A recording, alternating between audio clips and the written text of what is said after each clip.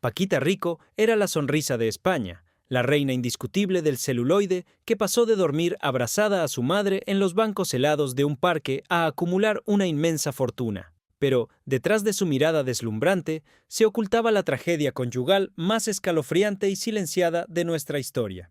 ¿Qué oscuro secreto escondía tras los muros de su mansión para que el gran amor de su vida, devorado por las dependencias químicas y la asfixiante sombra del éxito de su mujer, tomara la decisión fatal de emprender un viaje sin retorno en una gélida habitación de Sevilla? ¿Por qué, en un acto de espeluznante premeditación, su marido redactó exactamente 3 misteriosas cartas selladas antes de que su corazón se detuviera para siempre a causa de una dosis catastrófica de medicinas peligrosas? ¿Qué confesiones inconfesables y reproches contenían esas misivas que obligaron a la familia política a sellar un férreo pacto de silencio y empujaron a la estrella a castigar su propia belleza, cortando su icónica melena frente al espejo para sepultarse en vida en la más absoluta penumbra? Hoy desenterramos los demonios personales y el abismo de dolor que destruyeron el cuento de hadas de la artista más envidiada del país. Acomódate y quédate pegado a la pantalla hasta el último segundo, porque la verdad oculta tras esos 3 sobres te helará la sangre y te demostrará el devastador precio que ella tuvo que pagar por la gloria.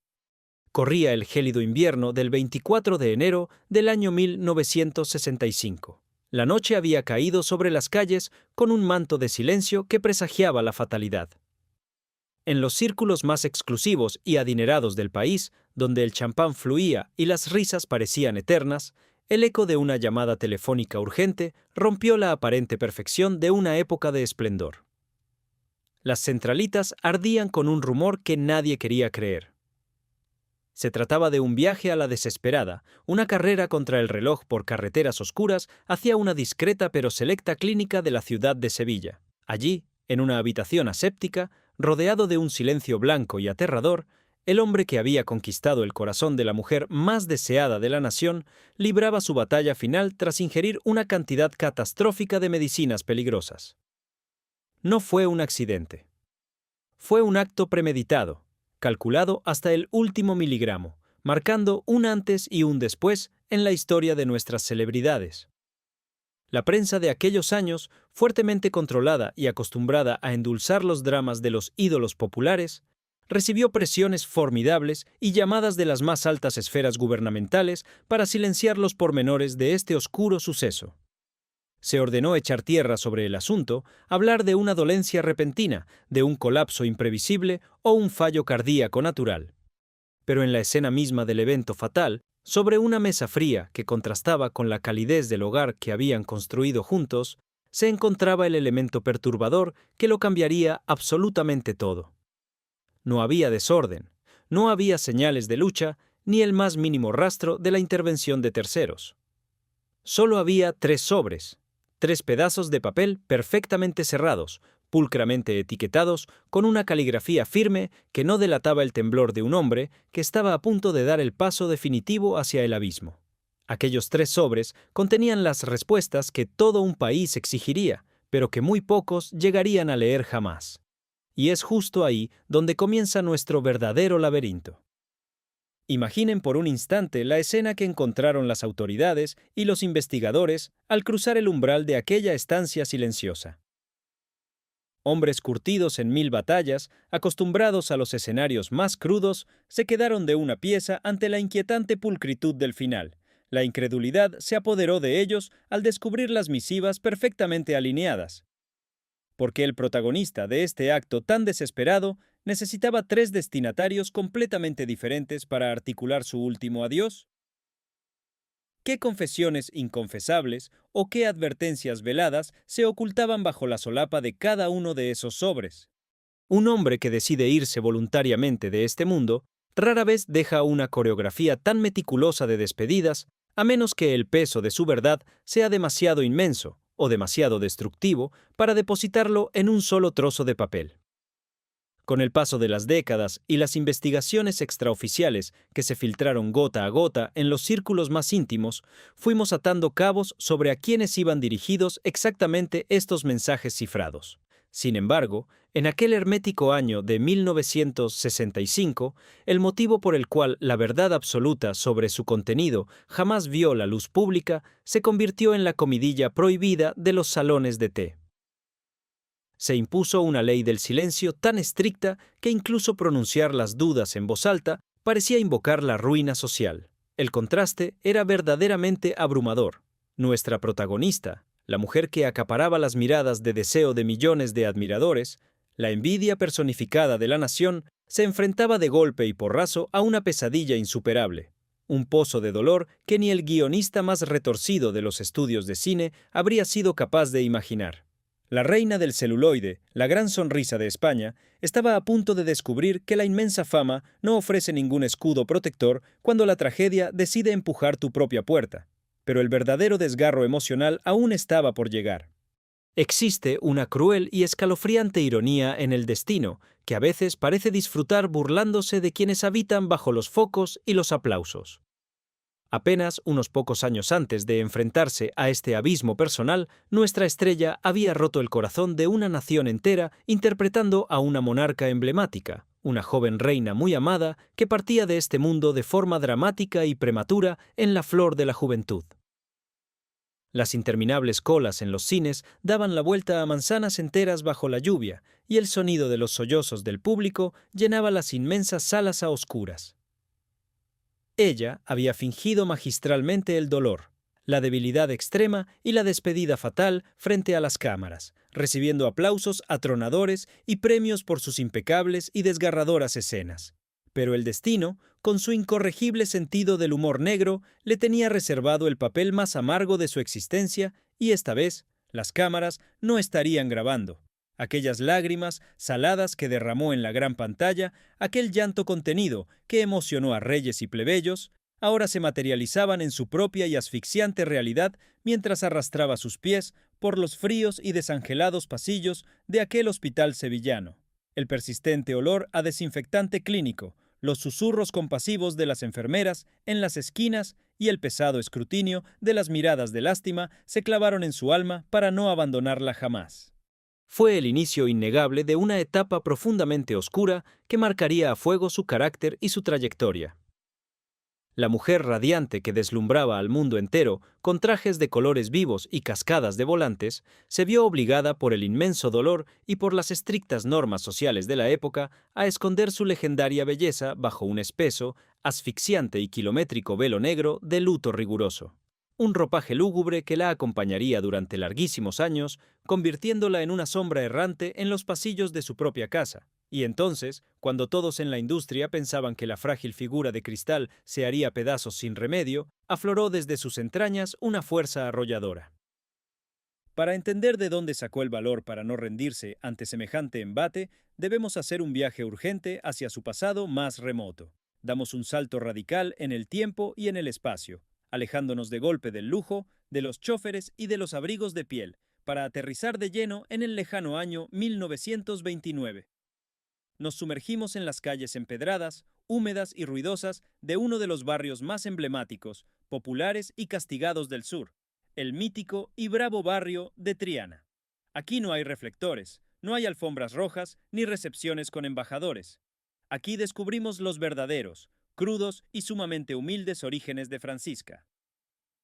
El escenario es un corral de vecinos donde el bullicio incesante, las disputas vecinales por un simple tendedero y la escasez económica eran la dieta de cada día. Una infancia que no estuvo rodeada de tutores privados ni de juguetes de porcelana, sino fuertemente marcada por la carencia extrema, por esa miseria invisible que cala hasta los huesos y que forja la personalidad a base de cicatrices imborrables.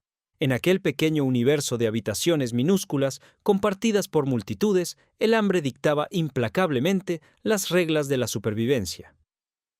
Sus padres, obreros incansables del día a día, se desgastaban físicamente de sol a sol, rompiéndose las manos para lograr llevar un humilde mendrugo de pan a una mesa donde siempre faltaba comida y sobraban sillas ocupadas.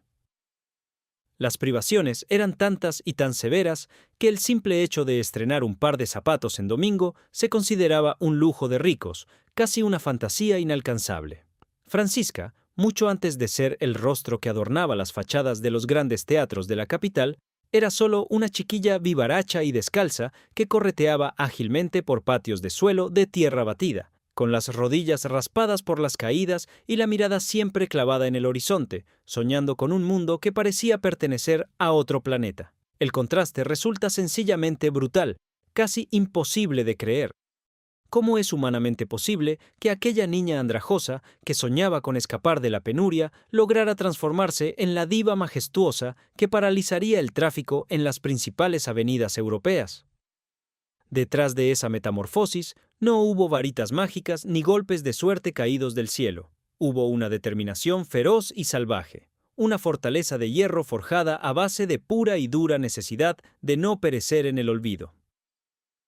Aprendió desde la cuna que la vida no le regalaría absolutamente nada, y que si quería quitarse de encima aquel lodo de Triana, tendría que luchar con uñas, dientes y garras, aguantando rechazos y tragándose las lágrimas en la soledad de su cuarto. Ese inquebrantable espíritu de guerrera callejera fue exactamente el mismo que la mantuvo en pie décadas después frente a la peor de las tragedias conyugales. ¿Se han parado a pensar alguna vez en el terror absoluto que debió paralizar a una jovencita de provincias, sin estudios formales, sin un solo contacto influyente y con los bolsillos vacíos, al observar por primera vez los colosales e imponentes edificios de la gran capital? Ese fue el instante que definiría el resto de sus días. La decisión más arriesgada, temeraria y desesperada de su existencia: dejar atrás su cálida tierra, su red de seguridad familiar, para subirse a un ruidoso tren de tercera clase con un billete de solo ida hacia la inmensidad de lo desconocido. El objetivo era cristalino: probar suerte, rasguñar una oportunidad en el competitivo, clasista y muchas veces despiadado mundo del espectáculo. Sin embargo, Madrid no la recibió con aplausos ni contratos millonarios. Al contrario, chocó de manera frontal, violenta y repetitiva con el sólido muro del desprecio, la indiferencia y las humillaciones sistemáticas de representantes y cazatalentos que la miraban por encima del hombro, subestimando su inmenso talento por culpa de su cuna humilde. El crudo e impactante relato de aquellos primeros meses esconde noches interminables de angustia silenciosa. Noches larguísimas en las que madre e hija, aliadas en la búsqueda del triunfo, se encontraron deambulando por las gélidas avenidas sin un triste céntimo para pagar la pensión más económica de los barrios bajos. La dureza de la situación escaló hasta el punto crítico de tener que utilizar los duros y helados bancos de los parques públicos como única cama. Allí se acurrucaban, abrazadas fuertemente la una a la otra bajo el relente nocturno, intentando combatir el frío cortante que amenazaba con destruir su salud y quebrar su voluntad. Para sobrevivir a esa indigencia extrema y poder costearse un mísero caldo caliente al final de la jornada, la futura reina de la pantalla se vio obligada a tragar saliva y aceptar los trabajos más invisibles, duros y agotadores. Aquellas mismas manos que años más tarde descorcharían botellas de champán francés y acariciarían galardones bañados en oro, primero tuvieron que agrietarse y enrojecerse lavando cabezas y barriendo montañas de cabellos ajenos en modestas peluquerías de arrabal. Limpió de rodillas interminables escaleras de mármol en portales señoriales, mientras su mente no dejaba de visualizar el instante exacto en que los focos iluminarían su rostro sobre las tablas. Cada escalón fregado era un peldaño hacia su ansiada liberación. Y justo en medio de esa desgarradora batalla, por no rendirse, el azar movió sus hilos. Una tarde plomiza, vagando por los callejones aledaños a la Gran Vía, se produciría un cruce de miradas que cambiaría la historia del arte español. Dos almas hambrientas de gloria estaban a punto de cruzar sus destinos, ignorando las amargas traiciones que el éxito les exigiría firmar con sangre años después. Imaginen por un instante una tarde plomiza y cortante en las bulliciosas y adoquinadas calles cercanas a la Gran Vía madrileña. Los viandantes caminaban apresurados, envueltos en gruesos abrigos, ignorando por completo el drama invisible que se desarrollaba en los rincones de la ciudad. Fue precisamente en una de esas esquinas frías donde el destino, que a veces hila muy fino, propició un encuentro fortuito que cambiaría la historia del espectáculo en nuestro país.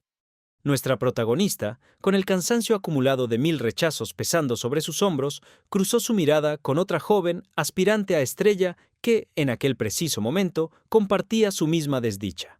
Otra muchacha de acento sureño, con los zapatos igualmente gastados por patear las aceras en busca de una oportunidad y los ojos brillando con esa ambición fiera que solo da la necesidad extrema. Sin saberlo, acababan de sentar las bases de una de las alianzas artísticas más legendarias, envidiadas y polémicas de las décadas venideras. Aquellas dos soñadoras, unidas por la urgencia de sobrevivir a la inmensidad de la capital, terminaron compartiendo mucho más que confidencias.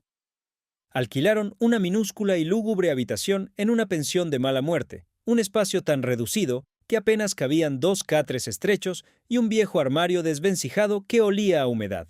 Allí, lejos de las miradas curiosas, forjaron un pacto inquebrantable en la más absoluta precariedad. Se prestaban los únicos vestidos decentes que poseían para acudir a las pruebas de selección, disimulando los zurcidos con broches baratos y ensayando sonrisas frente a un espejo cuarteado.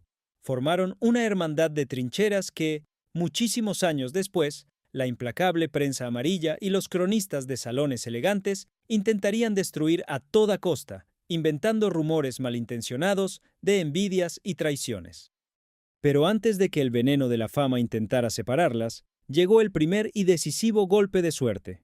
Fue en las audiciones del prestigioso Ballet de Montemar, el instante exacto, mágico e irrepetible en que un observador avispado, curtido en descubrir diamantes en bruto, vislumbró el magnetismo salvaje, indomable y arrollador que desprendía aquella joven andaluza al mover las manos. Aquella chispa encendió una mecha que ya nadie podría apagar, propulsándola directamente hacia unas fronteras que jamás había soñado cruzar. El despegue fue verdaderamente fulgurante, un torbellino vertiginoso que la arrancó de las pensiones baratas y la catapultó a la primera línea del panorama artístico con su primer gran papel protagónico. Se trataba de una ambiciosa cinta de intenso ambiente gitano y folclórico, un proyecto por el que muy pocos productores apostaban inicialmente, considerándolo demasiado local y costumbrista. Sin embargo, lo que nadie en los despachos de la industria esperaba era que la fuerza interpretativa de nuestra estrella rompiera todas las barreras geográficas y culturales, asombrando por completo a la exigente crítica internacional. La consagración definitiva no llegó en los cines de su tierra, sino al cruzar la frontera y pisar la alfombra roja del elitista y glamuroso Festival de Cine de la Costa Francesa, el epicentro mundial de la sofisticación.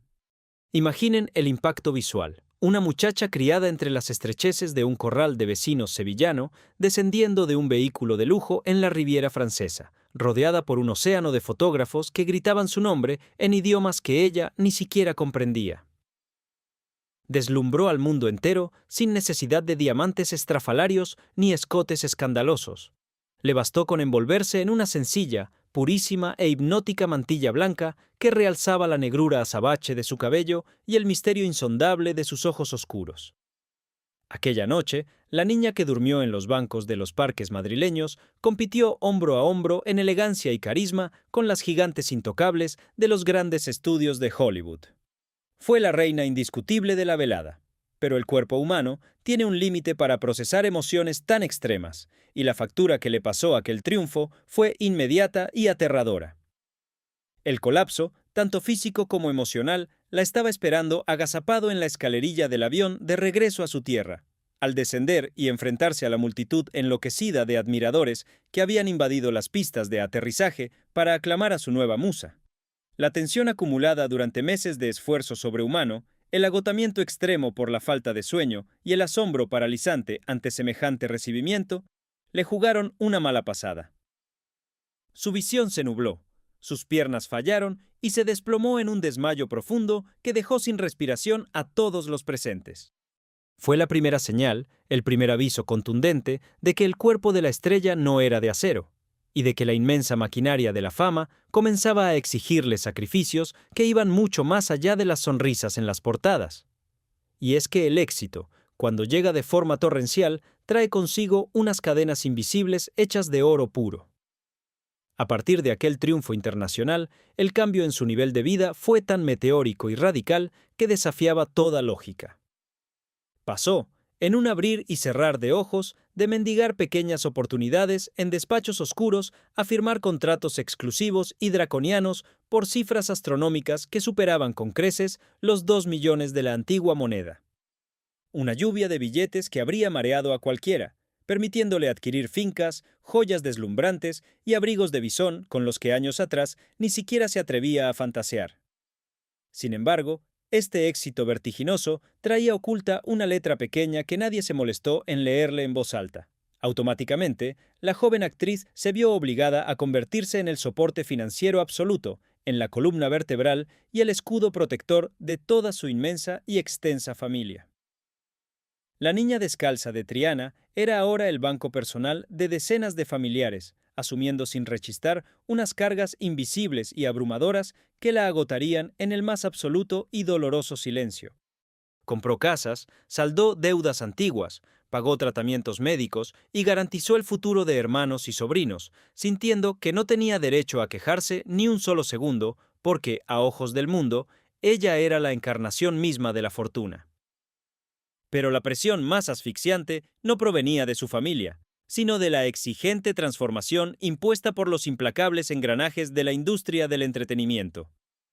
Los estudios de cine y los representantes le impusieron un molde de hierro, la obligación innegociable de proyectar una imagen pública de perfección absoluta y constante. Estaba terminantemente prohibido mostrar debilidad, llorar en público por cansancio, cancelar una gira por agotamiento mental o reflejar la más mínima tristeza ante los objetivos de las cámaras que la perseguían día y noche. Era una diosa intocable, un ser celestial diseñado para el disfrute y el escapismo de una sociedad que necesitaba ídolos inmaculados. La obligaron a sonreír hasta que los músculos del rostro le dolían, a firmar autógrafos con la mano acalambrada y a asistir a recepciones interminables cuando lo único que su alma anhelaba era dormir 12 horas seguidas en completa oscuridad. Esa tiranía de la perfección fue forjando una máscara impenetrable, una coraza bajo la cual guardaría bajo llave sus miedos más profundos. Y sería precisamente en la cima de este torbellino de fama, rodeada de focos y envidias, donde se adentraría en el terreno más resbaladizo y peligroso de la farándula nacional. Llegó el momento de la consolidación definitiva, la formación del trío artístico más aclamado, irrepetible y legendario que jamás haya pisado los escenarios de nuestro país. 3 mujeres espectaculares, unidas en un espectáculo monumental que recorrió toda la geografía nacional levantando pasiones indescriptibles. Las giras eran extenuantes. Caravanas interminables de vehículos, inmensos baúles repletos de joyas, plumas y lentejuelas, y unos aplausos tan ensordecedores que hacían temblar, literalmente, los cimientos de los teatros centenarios en cada ciudad que visitaban. Sin embargo, la historia oficial que se imprimía en los diarios y se transmitía en los noticieros de la época distaba mucho de ser el cuadro completo. Había una cara oculta en esa luna brillante que el público adoraba con devoción casi religiosa. Lo que las cámaras de los reporteros oficiales callaban cobardemente por miedo a las represalias de los estudios, era un ecosistema envenenado tras los inmensos telones de terciopelo. Hablamos de las feroces envidias disfrazadas de sonrisas cómplices frente a la prensa, de la lucha encarnizada por ver quién llevaba el vestido más costoso o quién recibía el ramo de flores más voluminoso al final de la función. Pero, sobre todo, los grandes secretos se ocultaban en las horas de oscuridad. Hablamos de los romances clandestinos y furtivos que los magnates del cine mandaban ocultar bajo amenazas de ruina profesional. Amores prohibidos, amistades íntimas inconvenientes para la moral de la época y noches de confesiones desgarradoras en asfixiantes habitaciones de hoteles de lujo, donde estas mujeres desahogaban sus penas lejos del escrutinio público. Nuestra estrella demostró en aquellos años una habilidad casi felina para sobrevivir en un entorno dominado de forma asfixiante por directores tiranos y hombres inmensamente poderosos que utilizaban su influencia para someter a las actrices. Esquivó con una destreza admirable y a veces con un altísimo coste emocional innumerables propuestas oscuras e invitaciones de alcoba que buscaban comprar su voluntad a cambio de mejores planos en las películas. Mantuvo su dignidad intacta en un océano plagado de tiburones hambrientos, imponiendo un respeto absoluto que desarmaba a quienes intentaban tratarla como un simple objeto decorativo. Sin embargo, el destino, implacable y calculador, estaba preparando su jugada maestra, llevándola a interpretar el papel que la consagraría para la eternidad, sin sospechar que las páginas de aquel guión estaban escritas con la tinta de su propia e inminente desgracia. El calendario marcaba el final de la década, y con él llegó el apoteósico e inigualable fenómeno cinematográfico que paralizó a toda la nación. Una superproducción en la que ella recibió el encargo más sagrado y exigente de toda su carrera: encarnar a la monarca más venerada, querida y llorada de nuestra historia reciente. Las calles se vaciaban cuando se proyectaba la cinta. Se formaban filas inmensas que daban varias vueltas a las manzanas de los cines principales bajo la lluvia helada, congregando a un país entero que caía rendido de rodillas ante la majestuosidad y el inmenso talento de su interpretación. Su rostro, enmarcado en majestuosos vestidos de época, se convirtió en el icono indiscutible del momento, acaparando portadas semana tras semana sin dejar espacio a ninguna otra celebridad. Pero alcanzar la cumbre más alta del monte del celuloide conlleva un precio oculto que nadie advierte al firmar los contratos: el severo y profundo desgaste psicológico de mimetizarse hasta la obsesión con un personaje histórico tan denso, melancólico y venerado comenzó a pasarle una factura dolorosa en su fuero interno. Nuestra protagonista se adentró en una peligrosa línea fronteriza, un terreno resbaladizo donde la identidad de la mujer real, la que reía a carcajadas en Triana, comenzaba a difuminarse lentamente, absorbida por la sombra gigantesca del ícono nacional y la solemnidad del papel que interpretaba a diario. Llegó a un punto de fatiga emocional tan extremo que, en ocasiones, le costaba distinguir dónde terminaban las pesadas faldas de la monarca y dónde comenzaba su propia piel. Y entonces surgieron las terroríficas, macabras y escalofriantes coincidencias que aún hoy en día ponen los vellos de punta a quienes estudian su biografía. El desgarrador final de aquella mítica película, marcado por un desenlace fatal y prematuro que sumía al reino en la más absoluta de las tristezas, parecía estar abriendo una puerta invisible hacia la realidad. Las lágrimas de celuloide que inundaron las pantallas de todo el país no eran más que un amargo ensayo general de las verdaderas sombras de tragedia, que, de una manera lenta, silenciosa pero inexorable, empezaban a cercar los muros de su propio y lujoso hogar. Justo cuando creía tener el mundo entero a sus pies, apretando entre sus manos los premios de interpretación más codiciados del momento, apareció en el horizonte la figura enigmática que precipitaría su existencia hacia el abismo más oscuro e indescifrable. El guión de su vida estaba a punto de dar un giro que dejaría sin aliento a toda España. En medio de aquel torbellino ensordecedor de fama, flashes cegadores y multitudes que coreaban su nombre hasta quedar roncas, el corazón de nuestra protagonista albergaba un silencio aterrador. Imaginen la desolación de regresar a una inmensa suite de hotel, cubierta de ramos de rosas carísimas y telegramas de felicitación, para encontrarse completamente sola frente al espejo, desmaquillándose en la madrugada. Fue precisamente en ese abismo de soledad donde la mujer real pedía a gritos un respiro de la implacable estrella de cine, cuando se produjo la sorpresiva entrada en escena del hombre que pondría su mundo del revés. Un caballero de porte sumamente elegante, de modales exquisitos y, lo más importante, un hombre completamente ajeno al ruido mediático y a las frivolidades de los estudios de grabación. Su nombre resonó pronto en los mentideros de la capital, pero él huía de las cámaras como de la peste. Parecía ser, a simple vista, el anhelado puerto seguro que ella tanto buscaba desesperadamente tras años de navegar en aguas turbulentas. A diferencia de los engreídos galanes de celuloide que la cortejaban por interés, este hombre de negocios ofrecía un cortejo inmensamente discreto, casi en susurros. Las citas transcurrían lejos de los lujosos restaurantes de moda, ocultos en la penumbra de salones privados donde los fotógrafos no tenían acceso. Este comportamiento dejó absolutamente perplejos a los allegados más íntimos de la estrella. Se preguntaban qué extraño vacío profundo y doloroso lograba llenar este hombre de mirada eternamente nostálgica, casi melancólica. La respuesta era sencilla pero demoledora. Él le ofrecía la ilusión de la normalidad, Le prometía un hogar, un refugio donde no tendría que fingir ser la reina de España ni la folclórica más deseada, sino simplemente una mujer amada. Cuando finalmente se hizo público el anuncio del compromiso, la noticia fue celebrada como un acontecimiento de máximo interés nacional. Las portadas de todas las revistas se tiñeron de blanco nupcial, ignorando por completo, o quizá decidiendo ignorar por conveniencia, las profundas y silenciosas grietas emocionales que ya se ocultaban bajo el brillante barniz de aquella aparente felicidad.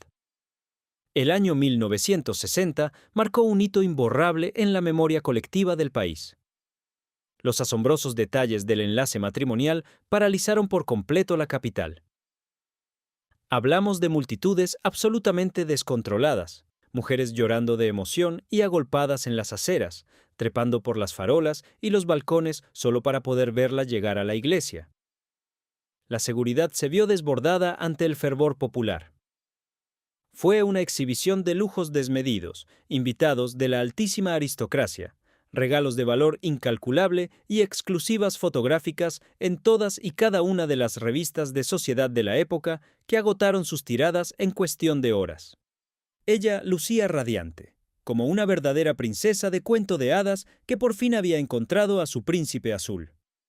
Sin embargo, cuando los pesados portones del templo se cerraron y los ecos de los vítores se apagaron en la calle, comenzó la verdadera y cruda historia de puertas para adentro. Las altísimas tensiones no tardaron en manifestarse en la intimidad del nuevo matrimonio. Imaginen el inmenso y aplastante desafío psicológico para un hombre de su época, educado bajo las rígidas normas de una sociedad que exigía al varón ser el único proveedor y líder del hogar, al verse relegado de la noche a la mañana a vivir perpetuamente a la sombra de la mujer más inalcanzable, poderosa y adinerada de la nación. En los círculos sociales, su identidad comenzó a borrarse. Ya no era un respetado hombre de negocios, sino simplemente el marido de la estrella. Esta castración emocional fue un veneno lento. Al mismo tiempo, comenzaron a circular los primeros e inquietantes susurros en los círculos más cerrados y elitistas sobre los demonios personales del flamante esposo. Se hablaba en voz muy baja de inexplicables y violentos cambios de humor, de ausencias prolongadas y de una melancolía patológica que ella, movida por un amor que rozaba la devoción ciega, intentaba curar a toda costa, creyendo ingenuamente que el calor de su hogar sería suficiente para espantar los fantasmas de su marido. Para comprender la magnitud de la tragedia que se avecinaba, es absolutamente necesario profundizar sin filtros en la mente fragmentada de su esposo. Nos asomamos a un abismo interior aterrador. Padecía una asfixiante sensación de estancamiento vital, una incapacidad paralizante para encontrar su propio lugar en un mundo que giraba única y exclusivamente en torno a la deslumbrante carrera de su mujer. Se sentía un espectador en su propia vida, un actor secundario en un escenario donde ella acaparaba todos los focos. Ese dolor sordo e invisible lo empujó hacia un peligroso coqueteo con hábitos destructivos y dependencias químicas que comenzaron a infiltrarse, de manera sigilosa pero implacable, en su rutina diaria. Las sombras de su mente exigían alivio, y él lo buscó en medicinas peligrosas y sustancias que, en lugar de sanarlo, terminaron consumiendo su energía vital poco a poco, devorando al hombre elegante del que ella se había enamorado. Los esfuerzos de la gran estrella por rescatarlo de aquella oscuridad devoradora fueron verdaderamente titánicos y desgarradores. Mientras el público aplaudía a rabiar sus comedias y celebraba sus triunfos en la gran pantalla, ella vivía un infierno privado de proporciones épicas. Llegó al extremo de cancelar suculentos contratos internacionales en el más absoluto de los secretos, renunciando a fortunas incalculables solo para poder quedarse en casa vigilando los pasos de su marido, temiendo lo peor cada vez que él cerraba la puerta de su despacho. Construyó, con la misma maestría que aplicaba en sus actuaciones, una fachada de aparente normalidad ante el ojo público. Fingía sonrisas radiantes en las cenas de gala, disimulaba las ojeras tras capas de maquillaje y respondía a los periodistas con anécdotas felices de su matrimonio, mientras su corazón se rompía en 1000 pedazos al ver cómo el hombre de su vida se desvanecía lentamente ante sus propios ojos, atrapado en un laberinto del que ella no tenía la llave para sacarlo. Así llegamos a la desgarradora e implacable cuenta regresiva hacia el abismo.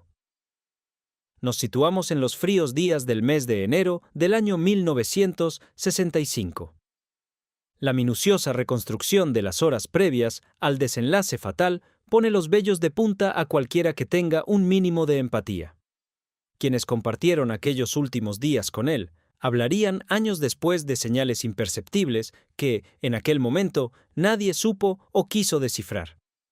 Mencionaron las miradas perdidas hacia el infinito, las frases cargadas con un doble y oscuro sentido sobre el cansancio de vivir y las despedidas encubiertas a amigos y sirvientes que sonaron a simples formalidades, pero que en realidad eran adioses definitivos.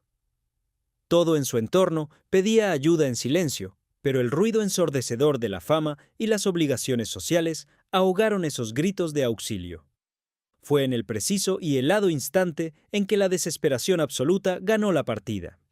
Comprendió, en su mente atormentada, que el amor infinito de su esposa no era suficiente para apagar el infierno que ardía en su cabeza, y que su mera existencia se había convertido en una carga insoportable para la mujer que más amaba. Empujado por esa lógica distorsionada, tomó la decisión fatal, buscando una salida irreversible a su tormento en la más absoluta, silenciosa y helada soledad de una habitación de hotel en el sur del país. Lo que verdaderamente estremece el alma de esta historia, lo que hiela la sangre en las venas, es la escalofriante premeditación del acto. No fue un arrebato impulsivo de un segundo. Invirtió un tiempo deliberado, doloroso y calculador en sentarse frente a un austero escritorio, sacar papel de cartas, encender una lámpara y, con un pulso asombrosamente firme, para alguien a punto de emprender un viaje sin retorno, redactar a mano sus últimas y definitivas voluntades. Y no escribió un solo mensaje, sino 3. 3 misivas que guardarían los secretos más inconfesables de un hombre derrotado y que estaban a punto de desatar una tormenta que amenazaría con destruir para siempre la intachable reputación de la mayor estrella del país. Nos adentramos ahora en el oscuro, fascinante y hermético momento de desclasificar el propósito de aquel primer sobre, una pieza clave que las autoridades de la época guardaron bajo 7 llaves para evitar un escándalo de proporciones incalculables. Estaba destinado única y exclusivamente a las fuerzas del orden y al juez de instrucción que debía levantar acta del trágico suceso. Para comprender la magnitud de este gesto, debemos trasladarnos a la España de los años 60, una sociedad regida por normas de moralidad asfixiantes, donde el simple hecho de que alguien tomara la decisión fatal de marcharse voluntariamente de este mundo era considerado una mancha indeleble, un estigma que arruinaba por completo el buen nombre de toda una familia durante generaciones enteras. El marido de nuestra estrella lo sabía perfectamente. En un acto de frialdad quirúrgica y lucidez pasmosa, redactó un documento con el único fin de evitar la apertura de una investigación aparatosa y sensacionalista. Aquel primer papel no era una simple nota de despedida, sino el sacrificio final de un hombre atormentado que amaba a su esposa por encima de su propio sufrimiento. En esas líneas escritas con tinta azul, asumía absolutamente toda la responsabilidad del fatal desenlace, detallando los motivos de su inmenso cansancio vital y descartando, de manera tajante, rotunda y sin dejar margen a la más mínima duda, la intervención de terceros. Explicaba que sus demonios personales y sus dependencias químicas lo habían arrastrado a un pozo sin fondo. Cómo esta pieza clave de papel evitó que la artista fuera arrastrada a un circo de interrogatorios policiales públicos es algo que los biógrafos aún analizan con asombro. De no haber existido esta confesión jurada, la viuda habría tenido que enfrentarse a las sospechas de una prensa voraz y a un proceso judicial que habría sepultado su reputación en aquella sociedad implacable, transformándola injustamente de víctima desolada a protagonista de un suceso oscuro e imperdonable. Él se marchó, sí, pero lo hizo construyendo un escudo protector e indestructible alrededor del honor de la mujer que amaba. Pasemos ahora al contenido de la segunda misiva, el sobre que desencadenaría un desgarro consanguíneo profundo y silencioso y del que prácticamente nadie se atrevió a hablar en voz alta jamás. Este documento iba dirigido a sus familiares directos, a su propia sangre. Al abrirlo, sus allegados se encontraron con un texto plagado de disculpas amargas, unas líneas donde el hombre elegante y educado pedía perdón por elegir este viaje sin retorno y por la gigantesca estela de desolación. vergüenza pública y dolor que dejaba a su paso. Sin embargo, lo que verdaderamente dejó helados a sus parientes no fueron solo las peticiones de clemencia, sino las precisas, milimétricas y exhaustivas instrucciones sobre sus asuntos financieros, negocios inconclusos y legados cotidianos. Demostraba que su mente, lejos de estar nublada por el abismo al que se asomaba, poseía una lucidez aterradora y calculadora en sus últimos instantes de existencia terrenal. Imaginen el inmenso shock, el sudor frío recorriendo la espalda de la familia política de la actriz al leer aquellas páginas. En los lujosos y enmoquetados pasillos de las residencias madrileñas se instaló un clima de tensión insoportable. Las miradas esquivas se cruzaban en los velatorios íntimos, cargadas de reproches velados y acusaciones no verbalizadas hacia la estrella, como si de alguna manera, retorcida e injusta, la inmensa luz de su éxito hubiera sido la culpable de apagar la vida de aquel hombre. Pero en las altas esferas de la capital, los escándalos se lavan en casa. Por ello, se selló de inmediato un férreo e inquebrantable pacto de silencio, un juramento tácito entre ambas familias para que los trapos sucios, los reproches y el inventario de las deudas emocionales nunca salieran a la luz pública. Sonreirían a los fotógrafos bajo los velos negros, llorarían abrazados frente a las cámaras del noticiario, pero de puertas para adentro, una inmensa barrera de hielo se había levantado para siempre.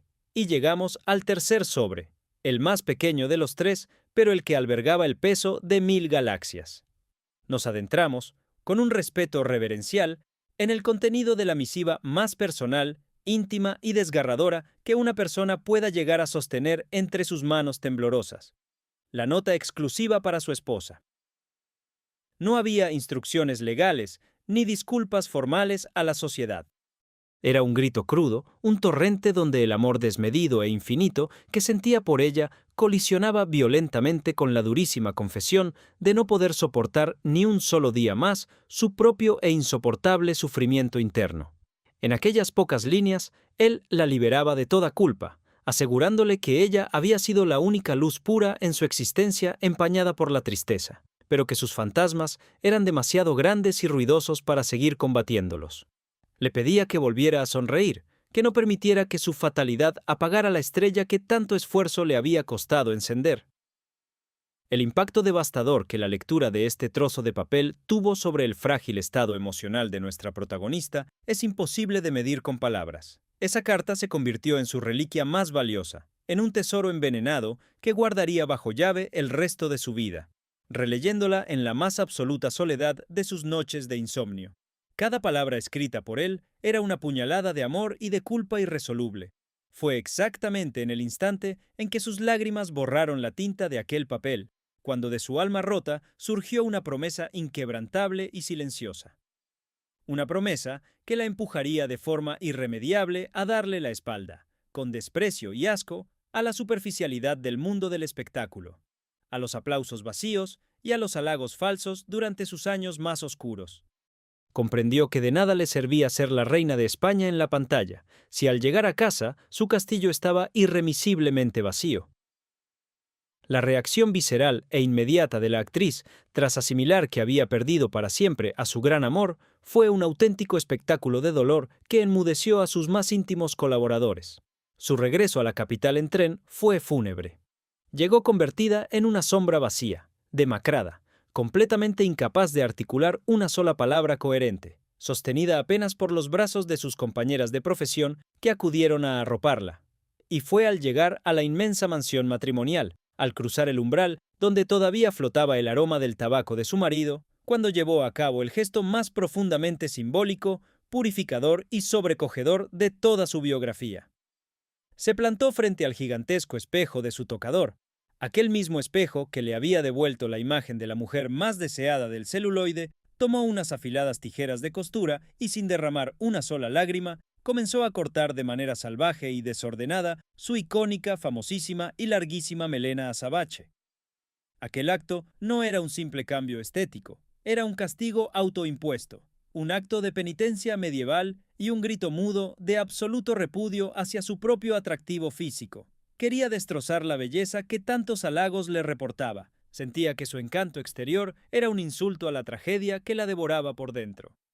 Tras despojarse de su melena, ordenó a la servidumbre instaurar un encierro sepulcral en su domicilio. Hizo correr todas y cada una de las pesadas y gruesas cortinas de terciopelo de la casa, tapando incluso los espejos con sábanas blancas y negándose en rotundo a ver un solo rayo de luz solar durante interminables, agónicos e inmensos meses.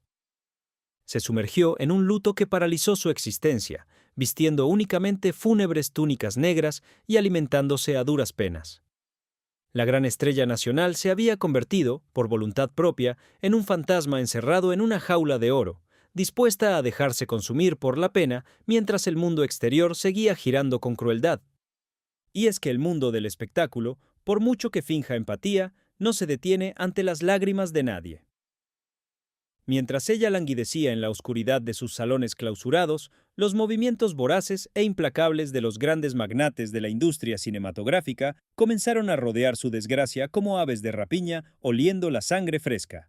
Los despachos de los productores hervían de codicia, maquinando cómo capitalizar, mercantilizar y exprimir hasta el último céntimo el inmenso morbo nacional que había despertado su tragedia. Empezaron a llegar al buzón de su casa ofertas estratosféricas, contratos con cheques en blanco que contenían ceros infinitos, proponiéndole guiones dramáticos escritos a toda prisa para que ella regresara a la pantalla grande, explotando el jugoso papel de la viuda trágica y desconsolada ante las cámaras. Querían vender sus lágrimas reales a precio de oro en las taquillas de todo el país. La firmeza monumental y la dignidad inquebrantable que demostró nuestra protagonista en aquellos momentos la elevaron a la categoría de verdadera leyenda intocable. Una mujer que había pasado hambre en las calles de Triana y que conocía perfectamente el valor abrumador del dinero, rechazó con el más absoluto y helado de los desprecios cada una de aquellas infames propuestas. Rompía los contratos millonarios sin siquiera molestarse en leer la cifra final, defendiendo con uñas y dientes la sagrada e inviolable memoria de su esposo frente al apetito caníbal de la crónica sensacionalista y los directores sin escrúpulos. En ese aislamiento doloroso, pero inmensamente sanador en el que se sumergió, encontró el único asilo posible en su profunda fe personal y, sobre todo, en el hombro incondicional de sus antiguas e inseparables compañeras de escenario. Aquellas mujeres de rompe y rasga, que conocían bien las garras de la fama, levantaron un muro humano e infranqueable a su alrededor para protegerla, bloqueando a los reporteros y velando sus sueños hasta que, muchos años después, el destino decidiera concederle una inesperada segunda oportunidad de volver a respirar. El lentísimo, amargo y silencioso proceso de reconstrucción personal tras aquellos años de reclusión absoluta es digno de la novela más épica. Imaginen a una mujer intentando unir los pedazos rotos de su alma en la penumbra de una casa inmensa, mientras el país entero se preguntaba si alguna vez volverían a escuchar su inconfundible carcajada. Fue precisamente cuando las esperanzas de su entorno se desvanecían, cuando parecía que el luto perpetuo sería su único destino, que el destino decidió darle una tregua inmerecida. Se produjo la sorprendente y discreta aparición en su vida de un hombre completamente distinto al arquetipo que solía rondarla, un sereno, próspero y cabal empresario del comercio frutal, originario de las cálidas Islas Canarias, que llegó a su vida sin hacer ruido, sin deslumbrarla con promesas vacías de celuloide ni lujos estrafalarios. Él traía consigo la brisa curativa del Atlántico y una madurez emocional que ella anhelaba desesperadamente. Resulta absolutamente fascinante analizar cómo este hombre, armado con una infinita paciencia y una devoción inquebrantable, logró devolverle la sonrisa sin jamás intentar borrar el gigantesco e imborrable recuerdo de su tragedia anterior. Él comprendió desde el primer segundo que no venía a sustituir a nadie, sino a ofrecerle un refugio emocional seguro, un hombro sólido y alejado para siempre de las portadas escandalosas de la prensa rosa. Fue un romance cocinado a fuego muy lento, lejos de los flashes, en paseos tranquilos por las playas insulares y cenas en la más estricta intimidad. Su segunda boda, celebrada a finales de la década de los 60, fue el reflejo exacto de esta nueva etapa. Una ceremonia íntima, madura, rodeada únicamente de un puñado de seres queridos y mantenida casi en secreto. Un contraste abismal con aquel circo mediático y descontrolado de su primer enlace. Con este paso, La gran estrella inauguraba una época de paz, equilibrio y serenidad que la vida le debía desde hacía demasiado tiempo, y con la estabilidad emocional firmemente anclada en su corazón, llegó el momento que todos sus admiradores llevaban años suplicando: el anhelado retorno a los platós de grabación. Pero esta vuelta esporádica a los estudios se produjo con una diferencia monumental, casi tectónica, respecto a sus inicios. Ya no era aquella jovencita asustada y dispuesta a todo por salir de la pobreza, ni la estrella sometida a los caprichos de los magnates de la industria. Ahora era ella quien dictaba y redactaba minuciosamente cada una de las exigentes cláusulas de sus contratos. Se movía por los estudios sin el más mínimo rastro de la desesperación económica que la dominó en su juventud, imponiendo horarios sensatos, exigiendo respeto absoluto para sus descansos y eligiendo única y exclusivamente los papeles que verdaderamente le apetecía interpretar. Su brillante y recordada participación en series legendarias de la pequeña pantalla durante las décadas posteriores sirvió para recordar al gran público algo que muchos parecían haber olvidado tras la tragedia: que su inmenso e innato talento cómico y dramático seguía completamente intacto, y que era un don muchísimo más poderoso que su espectacular atractivo físico. Quienes tuvieron el inmenso privilegio de trabajar a su lado en aquellos años cuentan que en los pasillos de las productoras televisivas se hacía un silencio reverencial cada vez que ella entraba a rodar. Las nuevas generaciones de actores, los jóvenes que apenas empezaban a balbucear sus primeros guiones, se apartaban con un respeto absoluto para dejarla pasar. Sabían que no estaban ante una simple actriz veterana, sino ante una auténtica superviviente de la época dorada, una mujer que había mirado al abismo a los ojos y había logrado regresar para contarlo. Pero el guión de su vida aún le reservaba un nuevo revés, una prueba final antes de permitirle descansar definitivamente. Tras muchísimas décadas de complicidad apacible, de viajes tranquilos y de una rutina llena de un amor sosegado, llegó el segundo gran golpe del destino. La partida física de su segundo compañero de vida dejó nuevamente su hogar en silencio. Sin embargo, a diferencia del desgarro brutal e incomprensible de su juventud, esta nueva e ineludible cita con la fatalidad la encajó con la inmensa resignación, la entereza y la profunda sabiduría que otorgan los años vividos.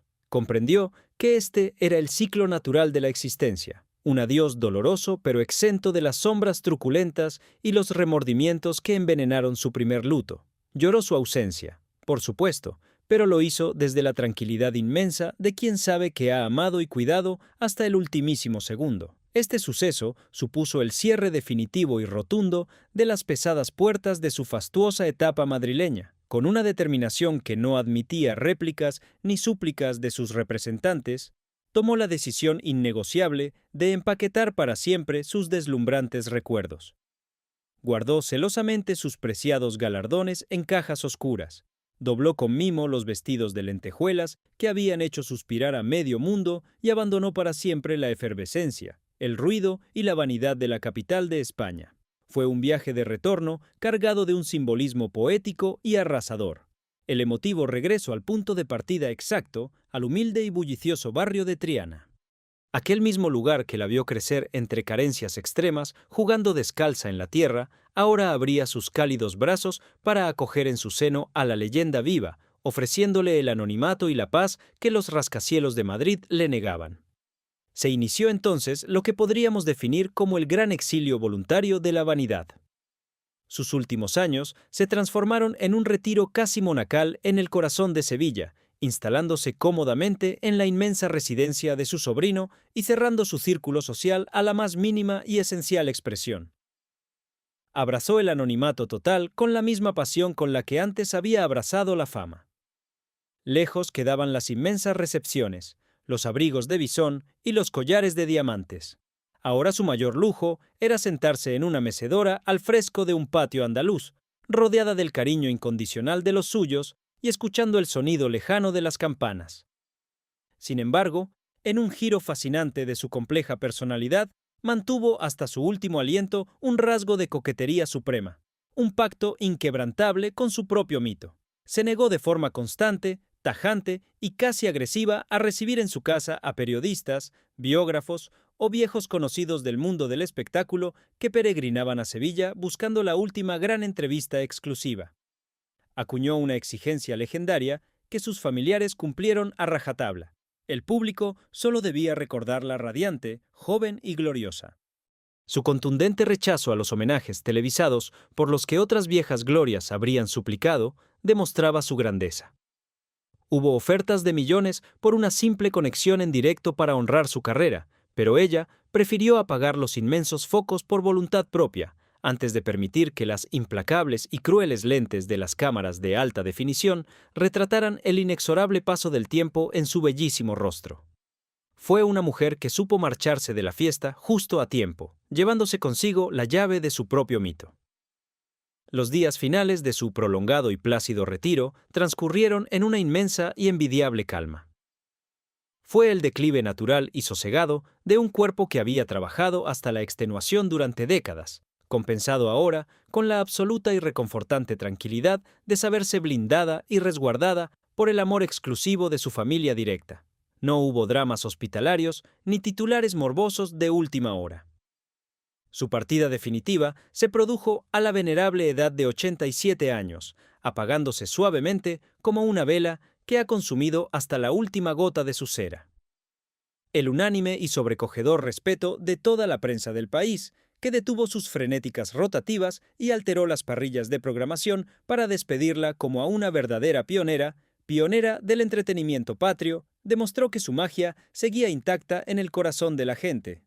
Resulta asombroso y profundamente revelador analizar el gigantesco contraste entre la colosal fortuna y el extensísimo patrimonio inmobiliario que logró acumular a lo largo de infinitas décadas de esfuerzo titánico, y la profunda, casi poética sencillez con la que dispuso su marcha de este mundo. No quiso estridencias, no quiso capillas ardientes en inmensos teatros, ni desfiles de políticos fingiendo un dolor que no sentían. Quiso marcharse como llegó, rodeada de los suyos, en su tierra, envuelta en el olor a azahar de su barrio y llevándose consigo el cariño incalculable de un público que nunca, jamás, la dejó caer en el olvido. Pero, al cerrar el libro de su vida, nos queda un último y estremecedor enigma flotando en el aire, un misterio que nos devuelve irremediablemente a aquella lejana y gélida noche de 1965. Esta gran reflexión de cierre nos obliga a contemplar con absoluto asombro el alucinante periplo vital de una niña andaluza de posguerra que sobrevivió durmiendo en los duros bancos de un parque público para terminar codeándose de tú a tú con la más alta aristocracia europea. Una historia de superación sin precedentes que, sin embargo, esconde en sus cimientos una tragedia silenciada. El interrogante supremo, la pregunta que aún hoy quita el sueño a los investigadores y biógrafos más obstinados, es el paradero final de aquellas 3 misteriosas y desgarradoras notas manuscritas de su primer marido. Aquellos sobres que contenían la verdad absoluta sobre las sombras que habitaban en el corazón del hombre que lo abandonó todo. ¿Fueron esos pedazos de papel reducidos a cenizas en la chimenea de su mansión madrileña durante sus meses de luto sepulcral? Descansan quizás, intactos y amarillentos por el paso de las décadas, en el fondo de una caja fuerte blindada en alguna sucursal bancaria a la espera de ser descubiertos? ¿O acaso tomó la firme decisión de llevárselos consigo al viaje eterno, escondidos cerca de su pecho, para que nadie más pudiera leer jamás las palabras de su gran amor? Es un pensamiento que, si lo analizan fríamente, congela el alma del espectador. En muchísimas ocasiones, los secretos más oscuros, dolorosos y profundos de nuestras estrellas no se cuentan bajo los potentes focos de los estudios, ni se venden en exclusivas millonarias. Esos secretos se tragan, se lloran en soledad y se protegen con la vida misma, hasta el último suspiro, para que absolutamente nadie, jamás, ensucie la memoria de los que más hemos amado. Y ustedes, después de conocer la verdadera historia que se ocultaba tras la sonrisa más famosa de España, ¿creen que el peso de la fama justifica semejante nivel de sufrimiento en la sombra? Déjenme sus teorías en los comentarios. Ha sido un verdadero placer desentrañar juntos este inmenso misterio.